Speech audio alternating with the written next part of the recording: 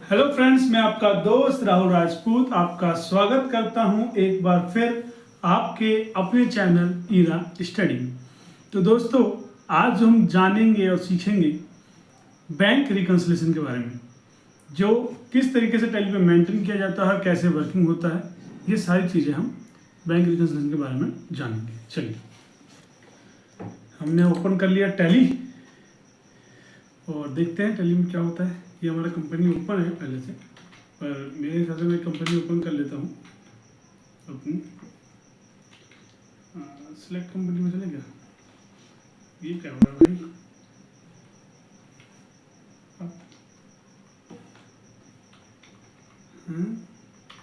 Company को पहले data पा देते हैं यार। ठीक है, शायद डाटा पाथ नहीं है। ठीक तो है।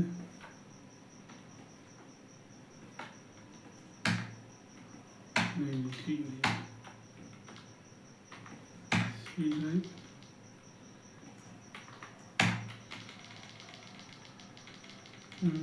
प्रोग्राम फाइल के बाद हम चले जाएंगे टेलीग्राम हमारा डाटा। ये आ गई हमारे पास हमारी कंपनियां, और ये आ गया हमारा ईरा स्टडी विद राहुल राजपूत। आप हमारे साथ हैं। और अब सीधी सी बात है, बैंक रिकन्सिलेशन के लिए हमारे पास बैंक होना चाहिए। देख लेते हैं हमारे पास बैंक है क्या। हमारे पास बैंक कैसेट बैंक खुला हुआ, बैंक नहीं है।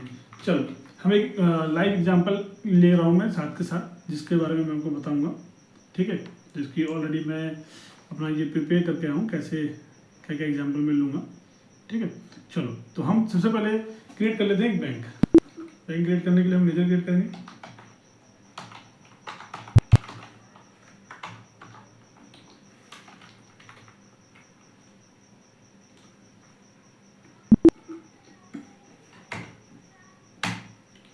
लेजर क्रिएट करेंगे, हमने कर लिया लेजर क्रिएट और हम डाला SBI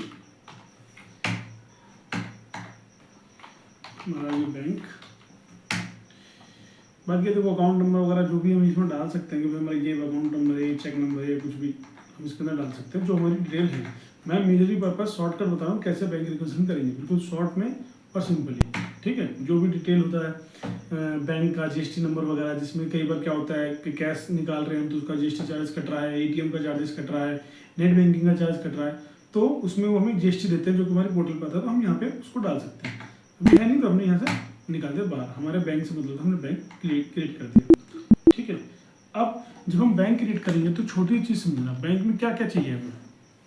बैंक में हमको क्या क्या चाहिए होगा, तो मैं एक छोटा सा लाइव एग्जांपल ले रहा हूँ कि मैंने एक नॉर्मली सी कैश डिपॉजिट की एंट्री मार देता हूँ बैंक के अंदर। नया अकाउंट खोलेंगे तो हम कैश डिपॉजिट करेंगे ना, कैश डिपॉजिट की एंट्री हम गए। अब हम जब डिपॉजिट की एंट्री मार रहे हैं तो मैं यहाँ पे कौन सी एंट्री मारूंगा, मैं यहाँ पे डिपॉजिट की कौन सी एंट्री होती है, पेमेंट की।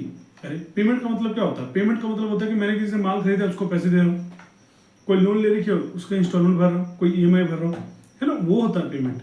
पेमेंट मतलब डिपॉजिट का होता है, तो पेमेंट में नहीं आएगी। अच्छा, तो रिसिप्ट में होगी?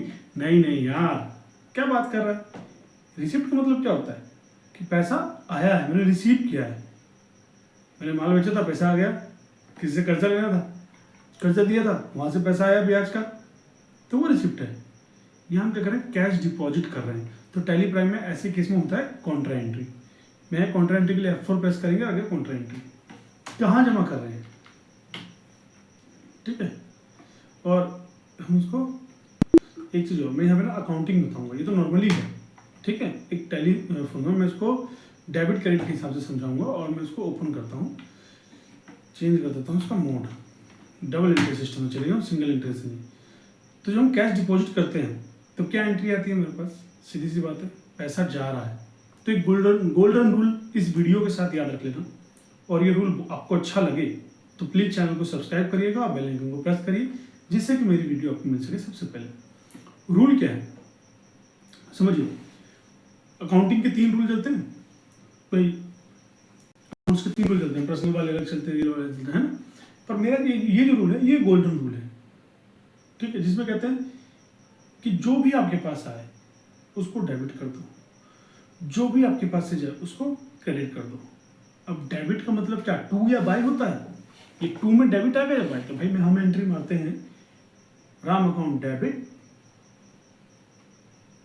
टू कैश, या Shyam account cash to Ram account. तो ऊपर आता है टू, हमेशा क्या क्रेडिट को दिखाता है, ठीक है, अब बाय हमेशा डेबिट को दिखाता है, ठीक है। तो अब टू किसे करना है, मतलब क्रेडिट किसे करना है? कैश डिपॉजिट किया, मेरे पास से क्या गया, कैश गया, आया क्या, बैंक आया, तो बैंक को क्या करेंगे, डेबिट करेंगे, तो कैश को यहाँ क्रेडिट करेंगे। मैंने यहाँ से लिया कैश, ठीक है। कैश डिपॉजिट किया कितना, 10,000, वो कैश है नेगेटिव दिखा रहा, ठीक है। अब कहाँ डिपॉजिट किया, तो SBI में 10,000, ठीक है। अब बैंक रिकंसिलिएशन में क्या दिखा रहा है कि भैया 10 है, 10,000 जमा किया, चेक से जमा किया, कैश से जमा किया, सारी कैश के कौन कौन से नोट फीचर्स हैं ये हम यहाँ पे दिखाते हैं। 10,000 का नोट था, मान लो मैं डाल देता हूँ भाई, हालांकि बहुत दिन हो गए हैं 2,000 के नोट देखे हुए, पर ये मैं मान के चलता हूँ कि चलो भाई जमा तो कर सकते हैं। अरे भाई जेब में नहीं है, सोच में तो रख सकते हैं। चलो 2,000 के 5 नोट 10,000 रुपये बैंक में जमा करा दिए। चलो बैंक का नाम, अरे भाई कौन से बैंक में जमा कराया है, कहाँ जा रहा है, कौन से बैंक का नाम है, तो ये जो बैंक का नाम की डेट आ रही है ना, ये चेक आ रहा है, चेक। जब चेक का केस डालेंगे ना तब हम डिटेल डालेंगे, अभी कोई नहीं। 1 अप्रैल की डेट है, चलो 1 अप्रैल की डालते, पर 1 अप्रैल 23 है, इसको हम चेंज करने की कोशिश करते हैं। हमने 1 अप्रैल क्यों डाला, नहीं जा रहा है, कहीं नहीं जा रहा, क्योंकि फाइनेंशियल ईयर हमने स्टार्टिंग से चेंज नहीं किया। मैंने स्टार्टिंग में फाइनेंशियल ईयर चेंज नहीं किया, बट मैं यहीं खड़ा होके फाइनेंशियल ईयर चेंज कर सकता हूँ। मैंने क्या ऑल्ट F2 करा, सॉरी ऑल्ट F2 किया, और मैंने यहाँ पे गया 1/4/24। याद रखो नंबरिंग की जगह मैं वर्ड भी यूज करता हूँ, मैं प्रेस कर रहा हूँ M, और ये M से मार्च ले लेगा और 31 मार्च ले लेगा अपने आप। नहीं विश्वास है, देखो ले लिया ना मार्च। मैं यहाँ A प्रेस करूँगा और 24 करूँगा, अपने आप 1 अप्रैल ले लिया। तो ये बहुत सारी ऐसी चीज़ें हैं जो मैं आपको अपनी वीडियो में जब भी कुछ भी बताऊँगा तो आपको बताता रहूँगा, जो कि एक मतलब सेवा भाव है ना, पढ़ाने के साथ साथ ये भी सेवा भाव, ये फ्री में देख रहा हूँ, ठीक। चलिए ये कर दिया मैंने entry. Date can note be the current period, कह रहे करंट पीरियड का डेट नहीं है क्योंकि मैंने पीरियड चेंज कर दिया, चलो मैं डेट चेंज कर देता हूँ, ठीक है। चलो इसके करंट पीरियड में नो चेंज कर दिया, ये अभी एंट्री यहाँ पे सेव हो गई। ये तो कैश डिपॉजिट की थी। अब उसी कैश में से मैंने किसी को पेमेंट भी किया, मैंने चेक से दिया, ठीक है। किसको पेमेंट किया, मैं गया फिर सॉरी बहुत से बाहर निकल गया, मैंने F5 किया पेमेंट के लिए। और पेमेंट किसको कर रहा हूँ, अब यहाँ फिर से पूछ रहा बाय, थोड़ी देर पहले बताया कि जो आएगा उसको डेबिट करेंगे। तो मैं जब पेमेंट करूँगा तो अपने डेटर को पेमेंट करूँगा, अपने क्रेडिटर को पेमेंट करूँगा, क्रेडिटर को पेमेंट करूँगा तो क्रेडिटर को डेबिट करूँगा, ठीक है। तो क्रेडिटर मेरे पास आएंगे, तो जो मेरे पास क्रेडिटर आएंगे तो मैं क्या डेबिट करूँगा उनको। क्रेडिटर मान लो ज्योति है, ज्योति को मैंने पेमेंट किया, ठीक है, ज्योति को मैंने 5,000 पेमेंट करी, ठीक है। और देखो ये होता है बिल वाइज मेंटेन, मैं इसके बारे में भी डिटेल में वीडियोस बनाऊंगा।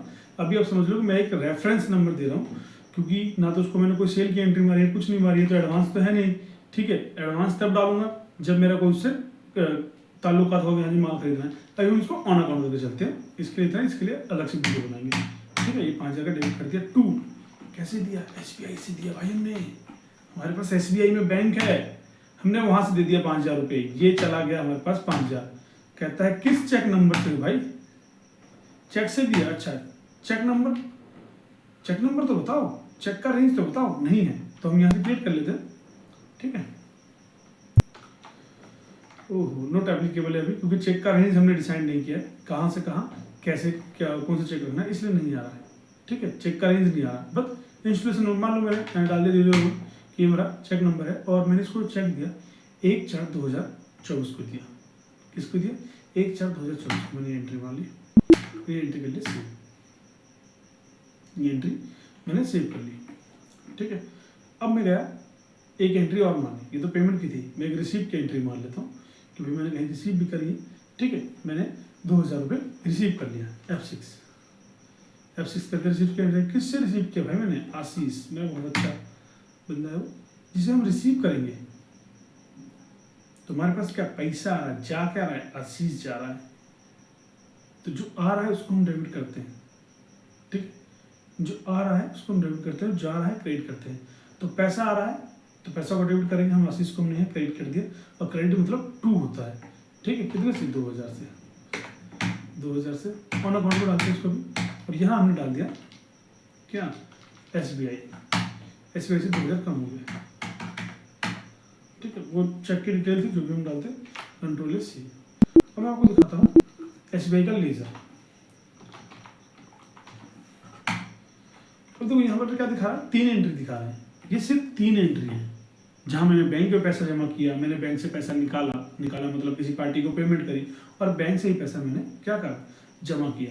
अगर मैं निकालूंगा भी ना, कैश निकालूंगा, सेल्फ जिसे कहते हैं, सेल्फ चेक, कैश चेक जो होता है, उसमें भी कॉन्ट्रा की एंट्री होती है। याद रखना, कॉन्ट्रा एंट्री तब होती है जब भी कभी कैश टू बैंक का ट्रांजेक्शन हो। ठीक है, अदरवाइज पेमेंट और रिसिप्ट की एंट्री होगी। ये मैंने आपको बाय या टू में समझाया है। ठीक है, बाय का मतलब होता है डेबिट, टू का मतलब है यहाँ पे क्रेडिट। हम उसको डेबिट टू क्रेडिट भी समझ सकते हैं, उसको एक सिंगल एंट्री में समझ सकते हैं। मैं मानता हूँ कि मैं कॉमर्स, अगर कोई बंदा ये चीज़ कर रहा है तो कॉमर्स का है, आप इस चीज़ को दिमाग में रखिएगा ना, तो आप इस टैली के लिए आदी नहीं रहेंगे। टैली के अलावा कोई भी सॉफ्टवेयर होगा, वहाँ आप बाय क्रेडिट और डेबिट, बाय और टू और डेबिट क्रेडिट से आसानी से अकाउंटिंग कर सकते हैं। ठीक है, ये तो था राहुल बाबा का ज्ञान। अब चलते हैं आगे। अब देखो, आप यहाँ देख रहे होगे कि भाई 10,000 मैंने डिपॉजिट किया, 5,000 रुपये मैंने किसी को पेमेंट कर दिया, 2,000 फिर किसी से आ गया, तो मतलब 7,000 का मेरे पास क्लोजिंग बैलेंस आ गया। तो अब इस चीज को समझो कि 7,000 क्लोजिंग बैलेंस आ गया। अभी तो 3 ट्रांजेक्शन है, 300 ट्रांजेक्शन हुआ, मैंने पेमेंट करी है। ठीक है, डेट चेंज कर देता हूँ, सबकी एक ही डेट लग रही है, अच्छी लग रही है।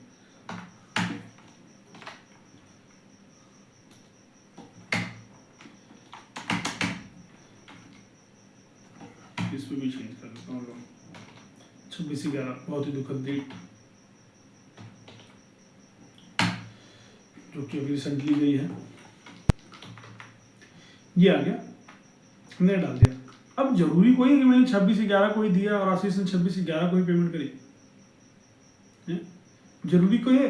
ज्योति को पेमेंट मैंने 5 तारीख को दिया और 5 अप्रैल को दिया, 5 अप्रैल को चेक चला जाए, पर मैंने अपने पास 5 अप्रैल को किया है।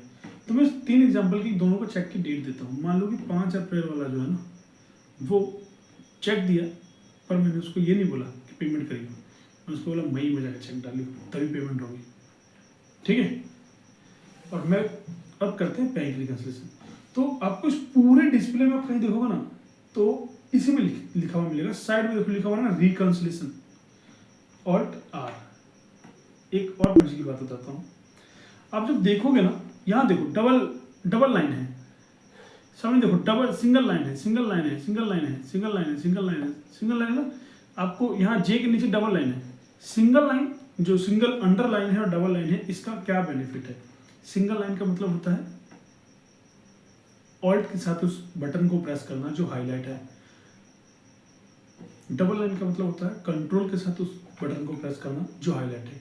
मेरी ये वीडियो काफ़ी लंबी हो सकती है, पर आप देखना इस वीडियो में बहुत सी ऐसी चीज़ें मैं आपको बता रहा हूँ जो कि काफ़ी नॉलेजफुल है। ठीक है, मैंने यहाँ कहा Alt+R, क्योंकि सिंगल लाइन था। अब बैंक की डेट पूछ रहा है, अब भाई डिपॉजिट में तो भाई सीधी सी बात है, 1 ही 4 आएगा ना, जिस दिन जमा करूँगा उस दिन शाम को आ जाएगा। संडे मंडे होगा तो अगले दिन इफेक्ट कर जाएगा, पर इफेक्ट कर जाता है। चेक मैंने बोला था 5 अप्रैल को, पर मैंने क्या बोला था कि भैया मेरे अकाउंट में पैसा है नहीं तो डालिए 31 मई को, तो उसने 31 मई को डाला। तो बैंक में क्या होता है, जब भी हम डालते हैं उसमें 3 दिन की बाद डेट का क्लियर होता है। मान लो उसने 31 को डाला, 31 की डेट डाल रखी है, 3 दिन बाद मतलब 3 जून को जाके क्लियर हुआ। ठीक है, फिर बात आता है आशीष को मैंने 26/11 को दिया, आशीष को लगा तो 27 को डाल दिया, फिर उसने 3 दिन का टाइम लिया और चेक डाल दिया। ठीक है, 27 के बाद 3 दिन, 28, 29, 30/11 को ये चेक क्लियर हो गया। ठीक है, तो ये जब था डेट बैंक रिकंसिलिएशन, जैसे मैं यस करूंगा यहाँ से लाइटिंग गायब हो जाएंगी, खत्म। अब देखो Ctrl+R पे गया, देखो दिखा दिया ना, खत्म हो चुका है। आज मेरा बैलेंस दिखा रहा है। अगर मैं यहाँ दिखने की बात करूँ कि भाई देख सिस्टम पे कितने का है, बता मुझे कि भाई मेरे पास अप्रैल में कितना पैसा था। तो ये देखो अप्रैल में मेरा पूरे के पूरे 10,000 है, पर तो मैंने चेक भी यूज़ किया है ना अप्रैल में, तो पर नहीं, 1 अप्रैल का चेक है जो कि 3 जून में जाके क्लियर हुआ है, इसलिए मेरे पास बैलेंस अभी भी अप्रैल में कितने का है, 10,000 का है।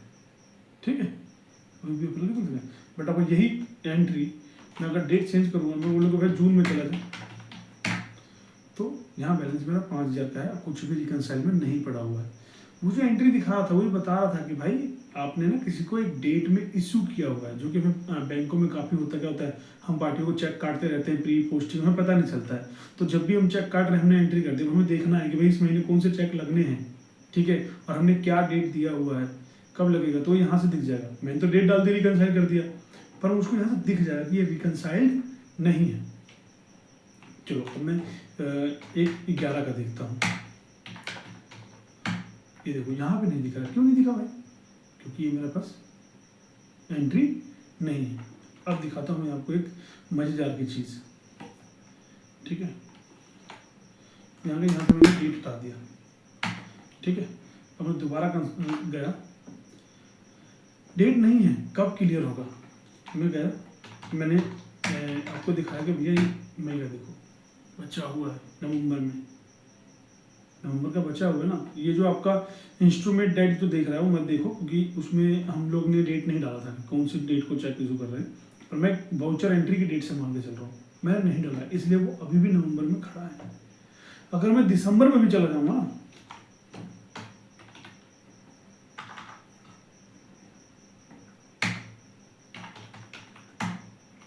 तब भी दिसंबर के केस में खड़ा है, क्यों? क्योंकि वो चेक क्लियर नहीं हुआ। और जैसे मैंने इसमें डाल दिया कि 31/12 को क्लियर हो गया, और अब जब मैं जाऊंगा यहाँ पे और डेट डालूंगा फाइनेंशियल, अब ये नहीं है। तो यही था बैंक रिकंसिलिएशन, फायदा हमको पता चल जाता है हमारा क्या चेक है, कैसा है कि नहीं। मेरी वीडियो आपको कैसी लगी? चैनल को सब्सक्राइब करिए, बेल आइकन को प्रेस करिए और ज़्यादा से ज़्यादा दोस्तों को शेयर करिए। जय हिंद, जय भारत।